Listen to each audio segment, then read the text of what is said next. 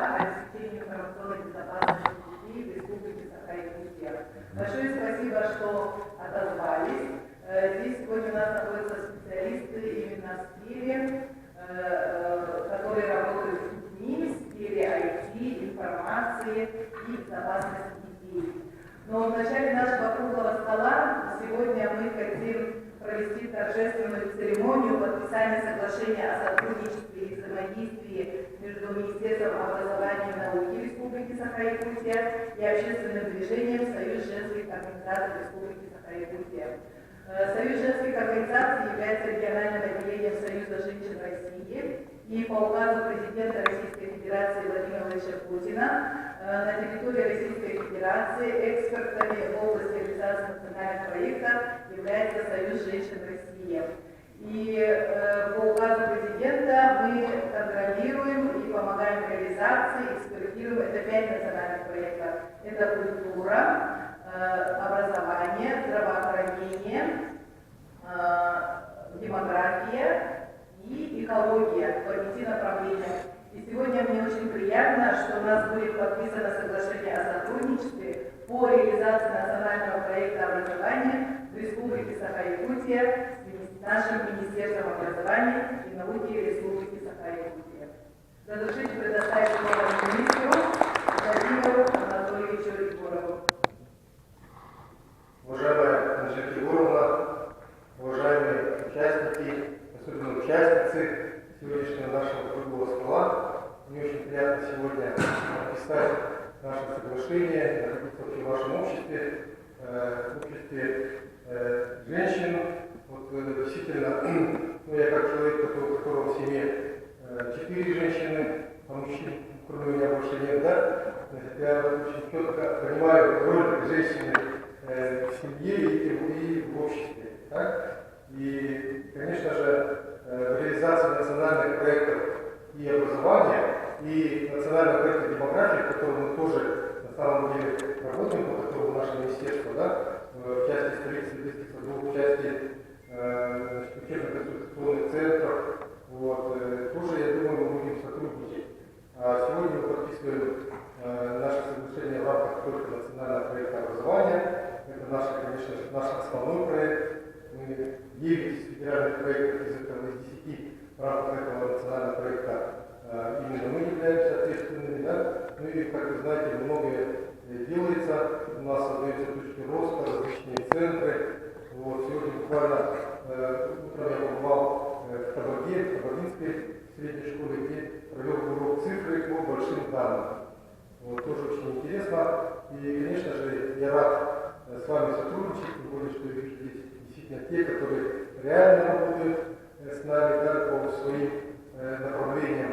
Вот, и поэтому всех вас поздравляю с форумом. Вот, желаю успехов, здоровья, красоты, счастья, всего самого хорошего. Приступаем к торжественному подписанию.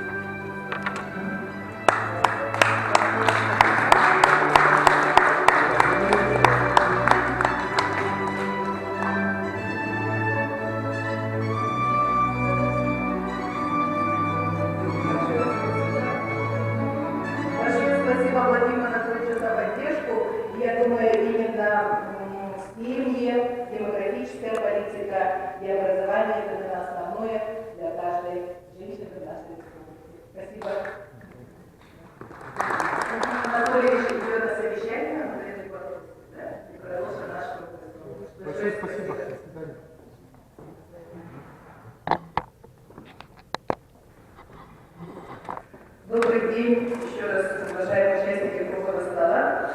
У нас сегодня розданы всем рекомендации нашего круглого стола, и мы хотим, чтобы наш круглый стол прошел очень конструктивно, с конкретными предложениями.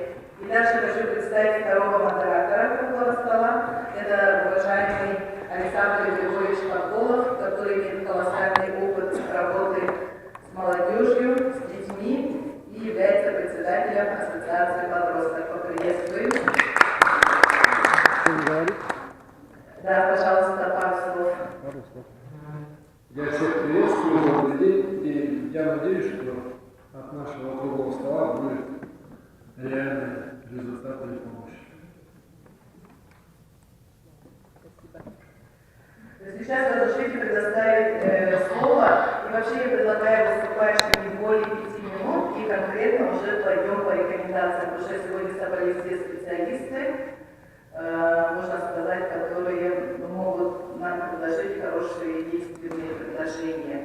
Разрешите предоставить слово председателю комиссии Общественной палаты по экономическому развитию, экологии, строительству и жилищно-коммунального хозяйства, известному блогеру Николаю Барамыкину. Пожалуйста. Добрый день, уважаемые. Настроят камеру. Завтра постараюсь поместить, может быть, не завтра, но в YouTube постараюсь поместить. Только себя или всех? Всех, у кого успеем впечатление, выступление. Вот, ну, я подготовил короткую презентацию. Пожалуйста, следующий слайд.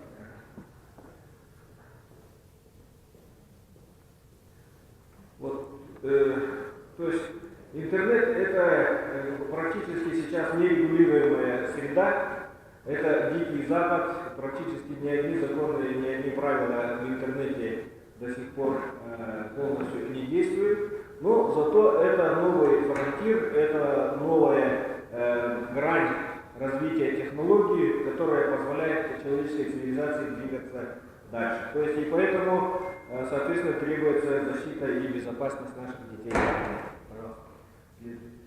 Ну, самое главное для компьютера это вот эти угрозы безопасности, которые имеются. И тут надо, чтобы у всех, кто пользуется компьютером, на компьютере стояли антивирусные, как минимум, программы. Следующий слайд. Вот, ну и дети, как известно, они еще полностью социально не адаптированы, и поэтому здесь вот есть данные о том, на что реагируют наши дети. То есть, получается, они могут отправить личные данные незнакомым, могут попытаться купить наркотики, вот, ну и купить платный контент, то есть за что родителям придется платить. Ну и раньше, когда интернет был дорогой, были факты, что вот они по 100 тысяч рублей тратили на всякий доступ к интернету. Следующий слайд. Вот. И, конечно, легкая доступность к нежелательному содержимому. То есть, ну, понятно, что когда интернет начинался, он начинался в основном на нежелательном. То есть, ну, мягко говоря, на порнографии. Да? Вот. И эту порнографию могли смотреть все. Но сейчас, конечно, это ограничивается, но все равно любой ребенок может найти доступ к нежелательному содержимому. Следующий слайд. Вот. Ну и тут, конечно, есть различные мероприятия, которые вы можете провести для того, чтобы ваш ребенок не мог или как бы у него не было возможности. Да? Но самое главное это суметь наладить контакт со своим ребенком. Следующий слайд. Вот. И следующий слайд. Вот. И самое главное, надо общаться со своими детьми, вот, чтобы они понимали, вот, что им грозит в интернете. Но для того, чтобы общаться с нашими детьми, это надо уметь говорить на их языке, думать их понятиями, что действительно очень сложно. Как вы понимаете, сейчас в мире идет 4-я промышленная революция, И интернет проникает во все сферы жизни, начиная от холодильников, заканчивая интернетом вещей. То есть можно заказывать единичные товары под ваш личный размер, замерив ваше трехмерное изображение. Следующий. Вот, и, естественно, надо, чтобы вы знали, чем занимаются ваши дети в интернете. И для того, чтобы понимать их, надо позволить детям учить вас технологиям интернета. Вот, например, что касается YouTube, я впервые услышал о YouTube от своего сына, которому сейчас 15 лет, а тогда ему было лет 7-8, наверное. И он меня учил, что такое YouTube, как заходить и так далее. Следующее. Вот. Но на всех школьных компьютерах должен быть установлен специальный интернет-фильтр. Вот. В школах должны быть часы по правилам работы в интернет, ну и должны быть советы по регламентации доступа к информации в интернет. Следующий. Все. Спасибо. Вот. И в завершение я хотел бы сказать, что тут мы не можем полностью закрыть доступ в интернет своим детям. Потому что если мы закроем доступ в интернет, мы их лишим, скажем так, тех преимуществ, которые имеют дети с полным доступом. Да? Потому что вот когда был итоговый форум Общественной палаты России в Москве, там выступал профессор Дискин, который сказал, что скоро уже не будет там социальных конфликтов, там, конфликтов между нациями и так далее. Просто потому что сейчас уже есть технологии, которые позволяют человеку проживать до 140, до 150 лет. И есть люди, которые могут купить себе эти технологии. И есть люди, которые эти технологии купить не смогут. И поэтому в ближайшем будущем будет конфликт между людьми, которые могут себе позволить новые технологии, да, и теми людьми, которые не смогут. И как говорят многие аналитики, по результатам 4-й промышленной революции в мире останутся только отдельные островки развития, которые будут окружены морем варварства и дикости, да, то есть обычных людей. Поэтому тут нам надо, обсуждая информационную безопасность наших детей, да, думать и о будущем наших детей, которые будут конкурировать с детьми из развитых государств, и чтобы они смогли бы создать на территории нашей республики, на территории нашей России, да, островок благополучия и развития, а не море дикости. Спасибо за внимание. Большое спасибо. У вас конкретные предложения есть, да, рекомендации круглого стола? Нет. Спасибо большое за... Можно дополнить, пожалуйста? Коллеги, я очень разделяю тревогу всех, кого привела эта тема в этот зал. Вы знаете, мне кажется, что есть два хода, два варианта решения данной проблемы. С одной стороны, это запретительные меры, и очень хочется это сделать, очень хочется запретить, если ставится речь о безопасности жизни ребенка, тогда очень хочется сделать запрет. Но мы прекрасно сами понимаем, что это не самый лучший способ. Мы хотим, чтобы у нас были грамотные дети, которые умеют осознанно делать выбор, что мне нужно, а что нет. Я всегда, когда говорю о безопасности сети интернет, сравниваю это с вождением автомобиля. То есть мы все понимаем прекрасно, что как работает автомобиль, что он процесс обращения колес может передвигаться. Но тем не менее, если ребенку дать возможность сесть за руль автомобиля, не дав ему определенных правил, он не сможет поехать, либо это приведет к катастрофе. То же самое мы выпускаем на большую дорогу, большую сеть ребенка, который должен научиться ориентироваться. Поэтому учить действительно нужно. Но мы с вами прекрасно понимаем, что это очень дорогостоящий и очень длительный процесс. То есть нужно обучить сначала педагогов всем этим технологиям, действительно научить их говорить с детьми на том языке. А, к сожалению, между педагогом и учителем разница в 10 лет, она уже критична. Я в этой школе работала только 10 лет и поняла, что я как балерина должна оттуда выйти. Мы на разных волнах. Молодой педагог быстрее сойдется с ребенком, которого учит. Чем больше разница в возрасте между педагогом и учеником, тем сложнее и понятнее группа. Это противоречие, оно заложено в природе человека. Вот. Поэтому сейчас очень модно проводить всевозможные курсы, семинары, тренинги по дизайн-мышлению, и эту тему мы неоднократно обсуждали. Выход был, знаете, очень простой. Он может быть, я бы хотела, чтобы сейчас айтишники меня либо поддержали, либо сказали, что это слишком фантазийно, но тем не менее такое решение находилось несколько раз, и поэтому я думаю, что ход этот очень быстрый, и мне кажется, не очень дорогостоящий. Помните, когда мы заходим на какие-то сомнительные сайты, нам задают вопрос, действительно ли вам 18 лет? Этот вопрос задаете и мне, и ребенку 15, например, 15-летнему ребенку колледжа, да? И оба мы, не задумываясь, отвечаем, да, мне 18. Ни один ребенок не написал так, нет, не меньше 18, понимаете? То есть все равно все эти опросы, они очень эфемерны, очень условны. Но тем не менее, мы с вами, многие руководители, у каждой организации есть электронная цифровая подпись, которая стоит недорого. И вот придумать программу, программу, да, чтобы каждый, кто заходит, все нас все равно отслеживают, все равно нас видят, да, чтобы у каждого была электронная цифровая подпись, которая позволит не дурацкие, не отвечать на дурацкие вопросы, а просто, я понимаю, что с моего аккаунта заходит на какой-то запрещенный сайт самоубийц, либо распространение наркотиков, он тут же разблокирует. Нам уже нет 18 лет. Мне кажется, это не очень дорогостоящий продукт. Я не геймбейский, нет? Но я понимаю, что это сделать можно. И это не мое предложение. Это предложили предприниматели, это предложили родители, и это бы спасло всех. Нам не нужно было бы целый пул педагогов обучать этим технологиям, это очень длительный процесс, дорогостоящий. Это у меня все. Спасибо, мы больше не будем нарушать внимание. У нас записано, что дополнение вопросы-ответы это уже в конце запланированных выступлений. Сейчас слово предоставляет Семеновой Ольге Ивановне, директору детского издательства «Костель». Приготовиться Звержеевой Оксане Владимировне. Добрый день, уважаемые участники круглого стола.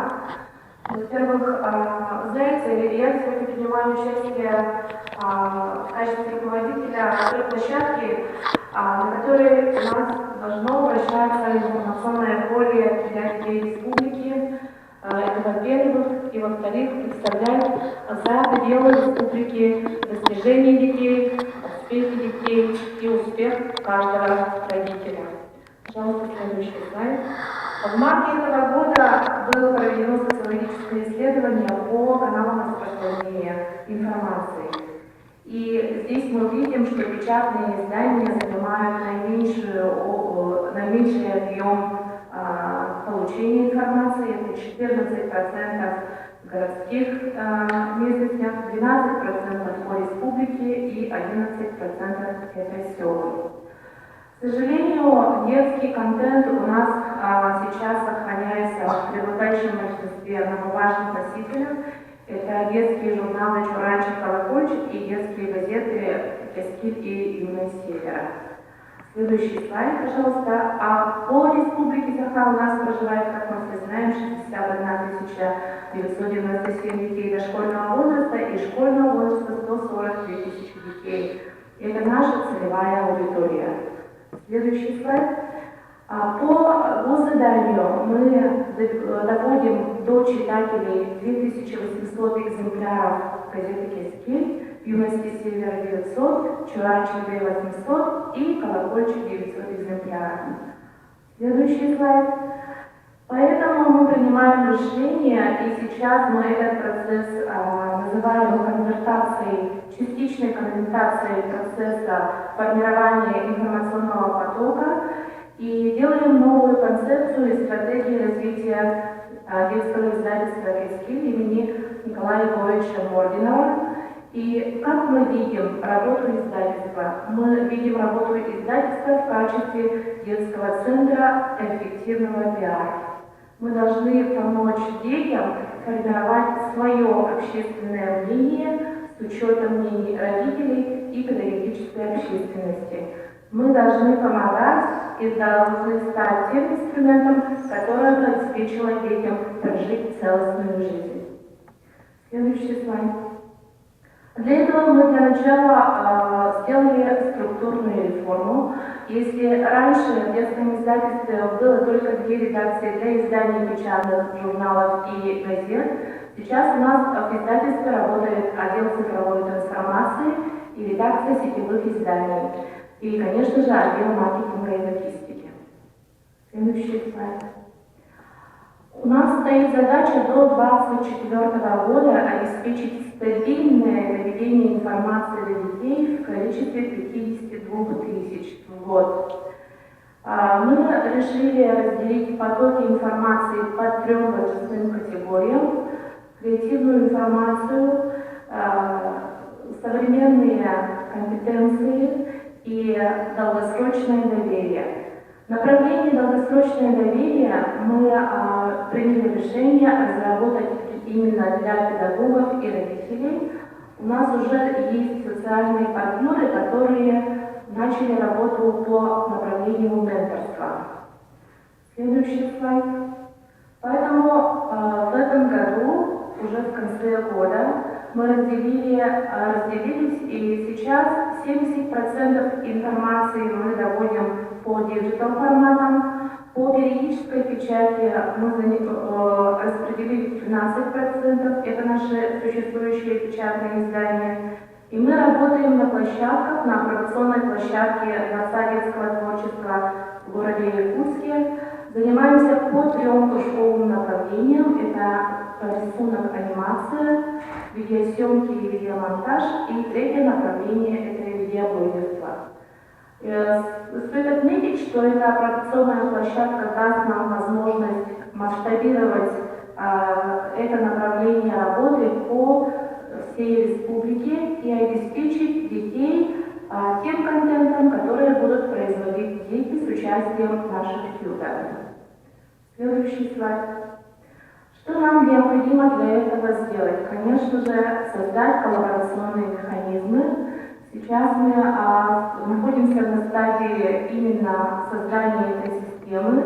Это поддержка опорных школьных средств массовой информации. Мы, участники круглого стола, являемся примерно ровесниками, и мы все прекрасно помним, что вокруг газет «Лямбол», «Каскей» всегда были юнкерские посты. Вот Анжелика Боровна сама руководила этим автономным учреждением, и создалось такое сообщество Ассоциация детских школьных СМИ. Мы сейчас работаем над регистрацией этой ассоциации и создаем базовые школы по медиаграмотности. Также начали работу по клубной деятельности совместно с Малой академией наук, с Новым двором имени Вандольма города Якутска. Дети начали создавать уже качественные лонгриды на исследовательские темы, и смею заметить, мы уже начинаем выходить за пределы компетенции учителей гуманитарного направления. То есть информацией и религией информации начали заниматься учителя математики, информатики, физики и так далее. Также мы ставим перед собой задачи непрерывного образования педагогов, которые будут заниматься именно в этой области с детьми. Начали сотрудничество с российским движением школьников в организации слетов и фестивалей. И начали практику межрегионального... Да. Сколько минут еще выступаем? Все, вот, заканчиваю. И следующий слайд.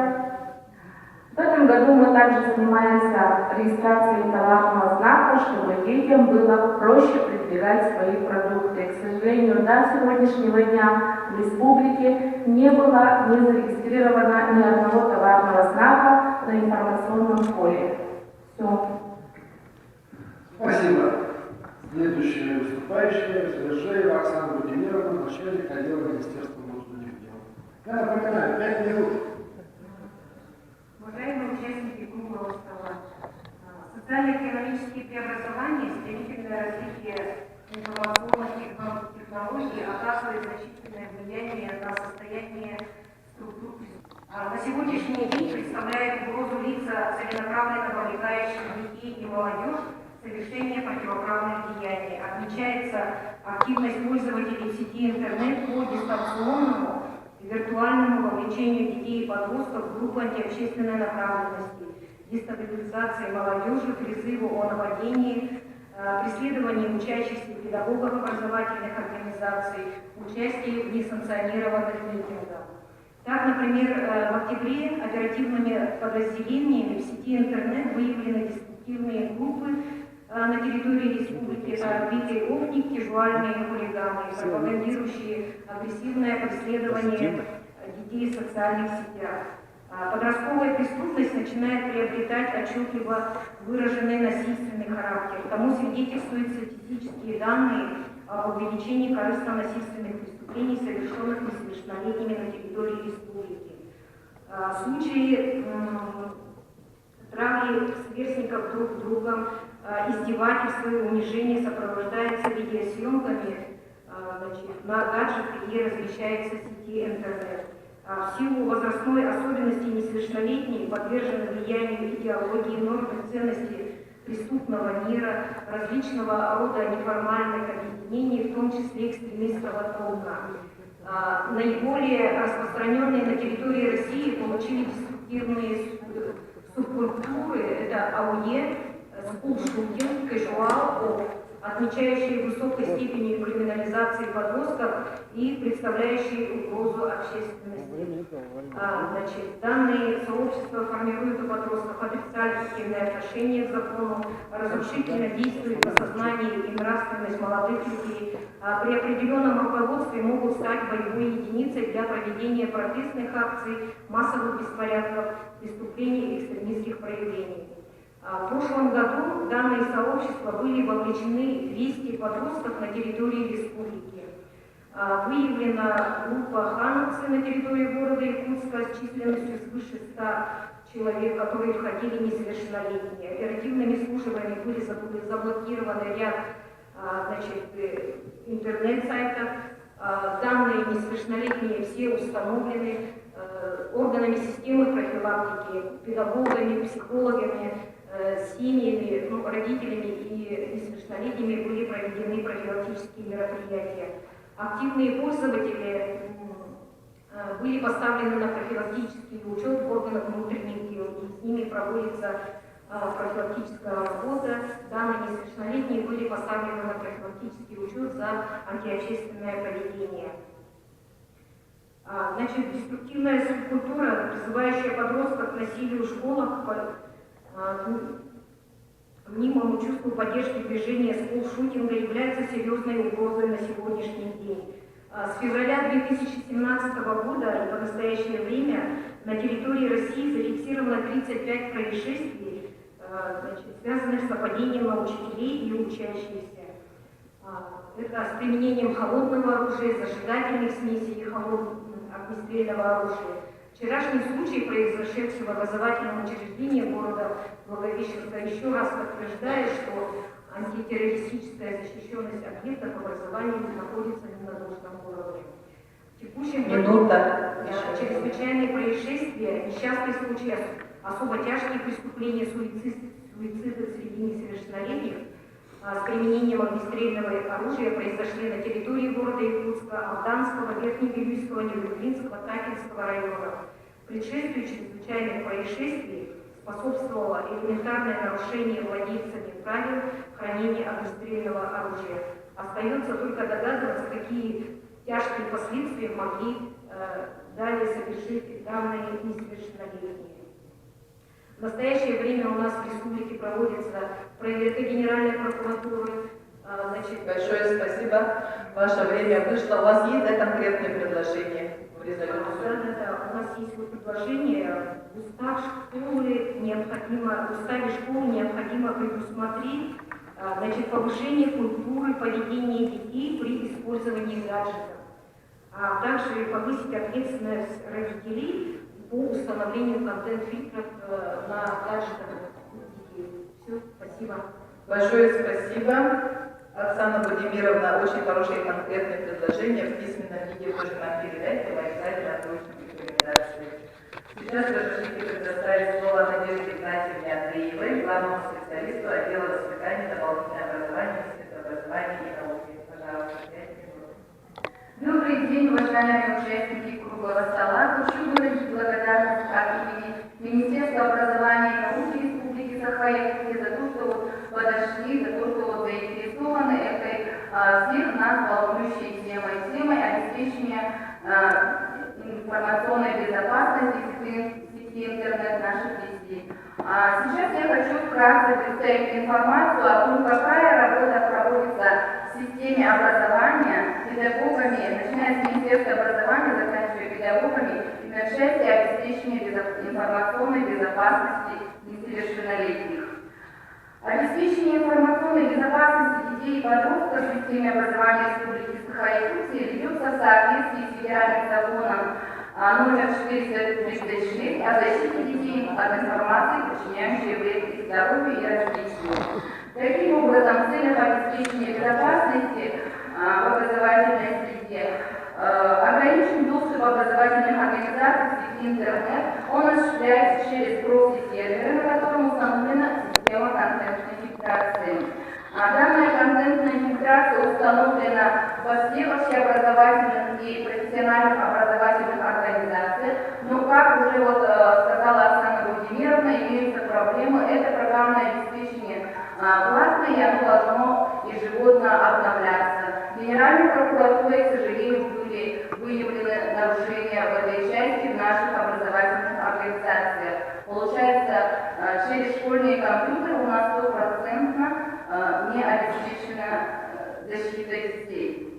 В сентябре 2018 года совместно с заинтересованными министерствами и ведомствами нашей республики приказом Министерства образования был утвержден план мероприятий по реализации концепции информационной безопасности детей в Российской Федерации на 18 и 20 годы в образовательных организациях Республики Саха-Якутия. Данный план включает в себя следующие направления. Это создание организационно-правовых механизмов защиты детей от распространения информации, причиняющей вред здоровью и развитию, внедрение систем доступа к информации, несовместимой с задачами образования и гражданского становления детей, а также средств фильтрации и иных аппаратных, программных и технико-технологических устройств.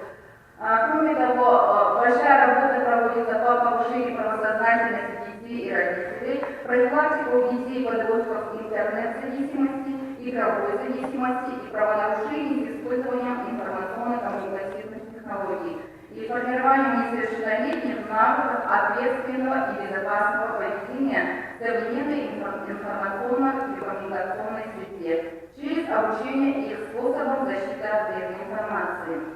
Также проводится информационное просвещение граждан о возможности защиты детей от информации, причиняющей вред их здоровью.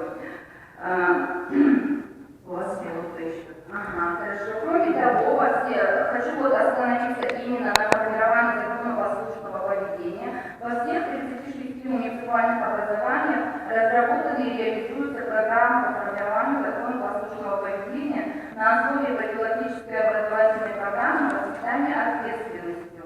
Хотела еще рассказать о том, что у нас в Республике Саха-Якутия реализуется государственная программа профилактика правонарушений, в рамках которой тоже финансируются мероприятия, проводимые именно в этом направлении.